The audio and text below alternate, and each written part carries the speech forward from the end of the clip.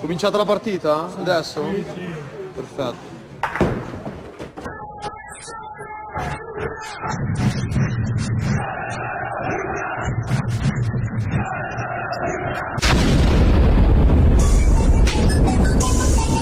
The North Crew. The North Crew.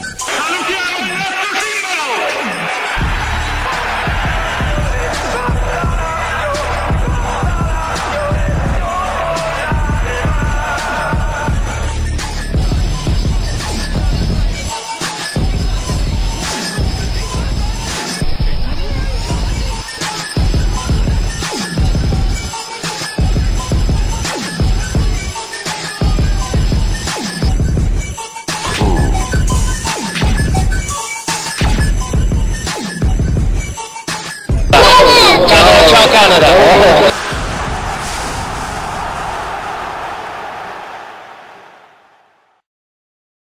You'll never find a North Curve episode with little happening in the world of Lazio.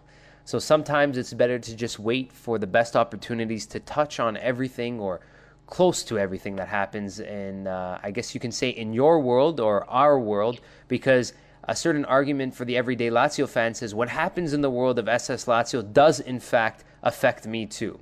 So if you're one of the millions that feel like that, this is the great place for you to be alongside us. So some of you know that while I was on vacation for 3 weeks in August, I still took some time to plan a visit to Rome to see friends and do anything that any normal person would do on vacation. But I always want to immerse myself in my club by watching a Europa League playoff match.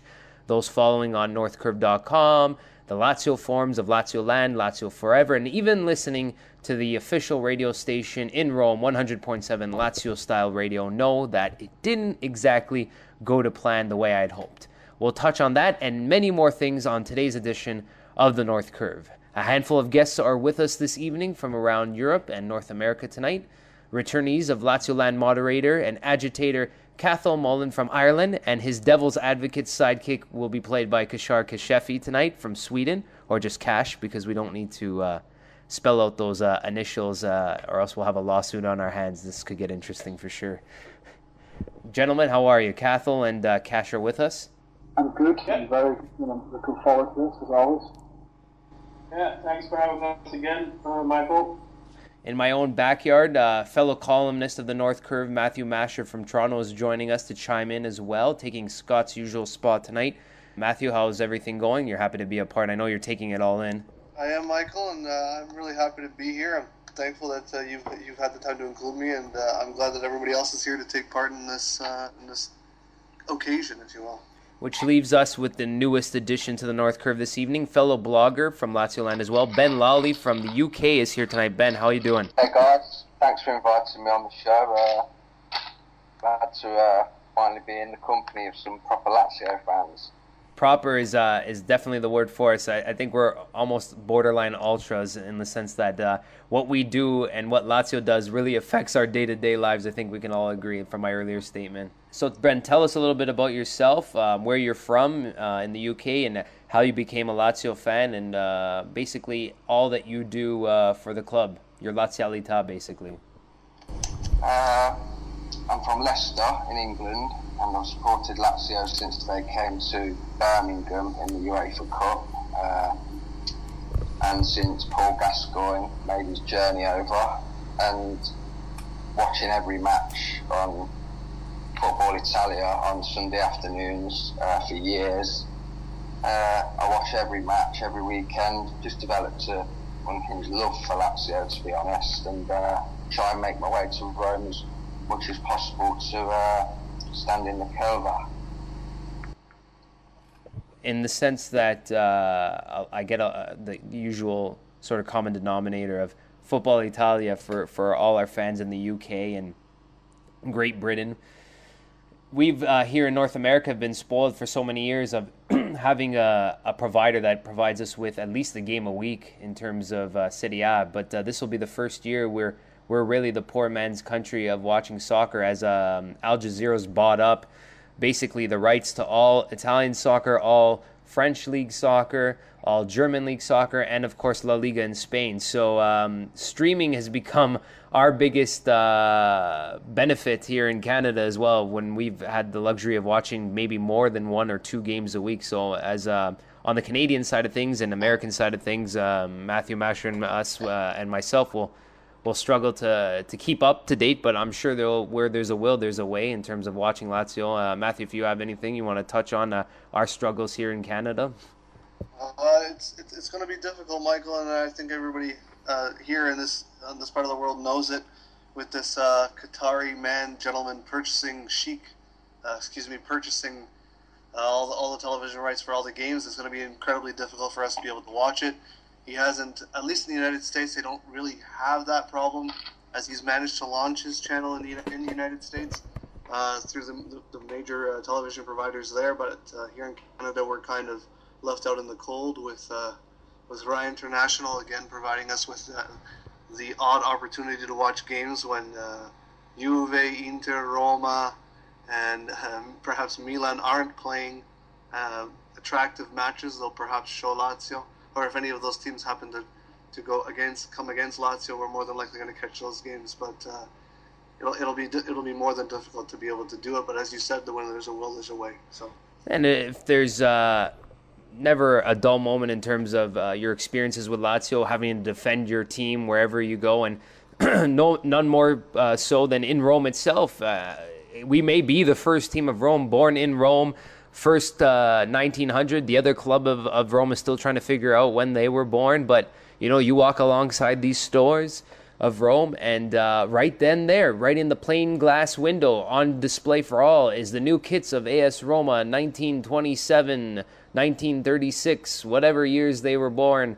And right there on their own, just for you to show. And then the next window over, oh yeah, we have Lazio, but we have Lazio shared with Napoli, we have Lazio shared with Inter, jerseys and all these kind of things. So, I mean, it doesn't take much to get all that hate cooking again in your stomach, and that's basically one part or a third of the trip in the nutshell that I had the privilege of going on. And if you want to catch the story, you can always go throughout the forums and read the once-in-a-lifetime experience of going through the Formello and getting to meet players like Christian Brocchi and Mobido Diakite, and just, I guess, the sympathy you can feel for some players when you get to know them on a more personal level, and then some of the more irritating facts that you hear about some of the players in terms of their entourages that they keep around the games and keeping themselves separated from fans who love this club so much. We might not be as big as some of these other clubs that have been bought up by television stations across the world, and being the first team to being shown on TV. It's not maybe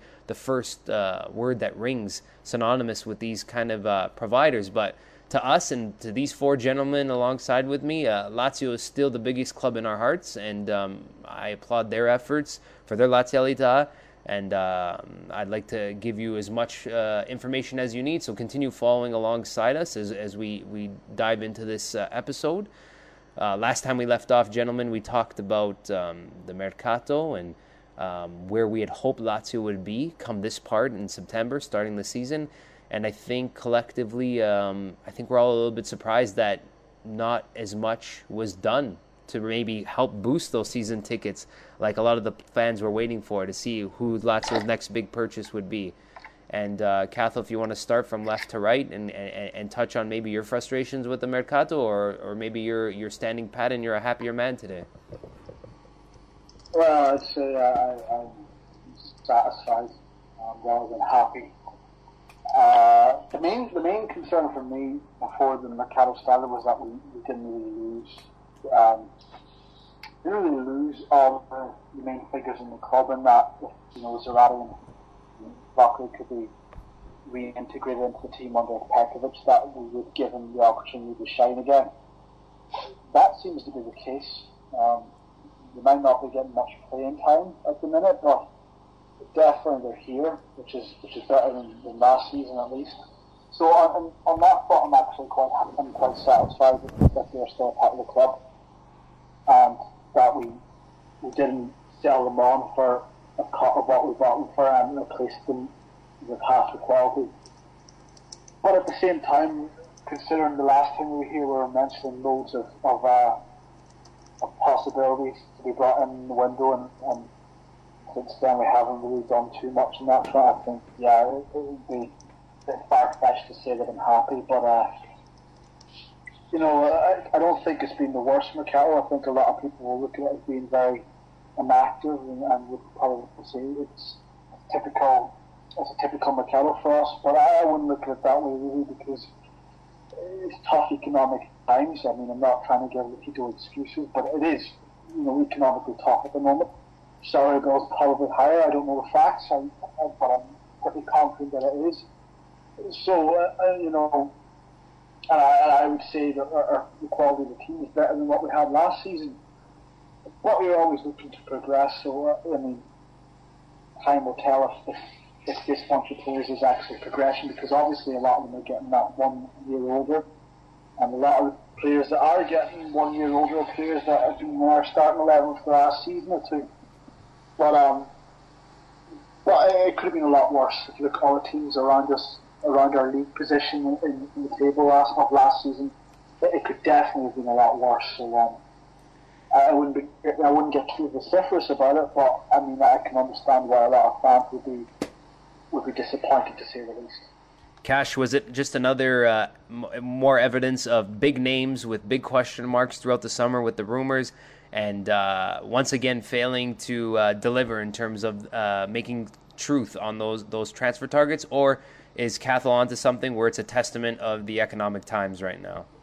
I think Cathal is onto something, definitely, but I also think, as we spoke about last time we got together, it was the big comment by Lotito about the 3-4 Campioni that somehow got everything going, and everyone was expecting, a big name.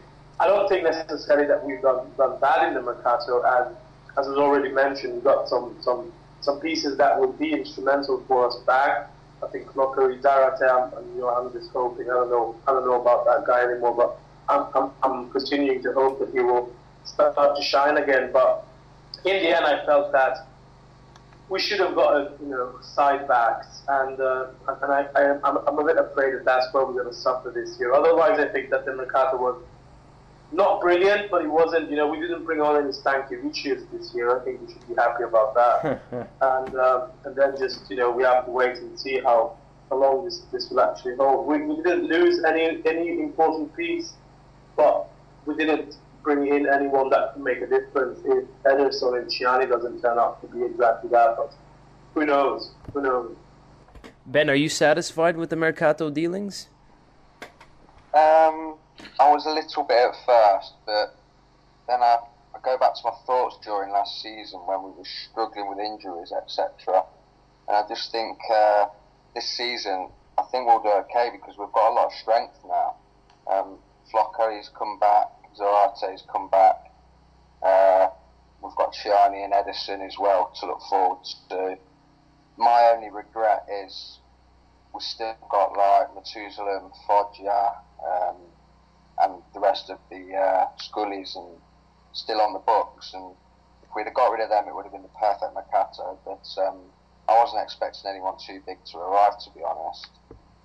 Yeah, absolutely. What you touched on is very important, us not being able to get rid of the dead weight, as usual, as we like to refer to them, year in, year out.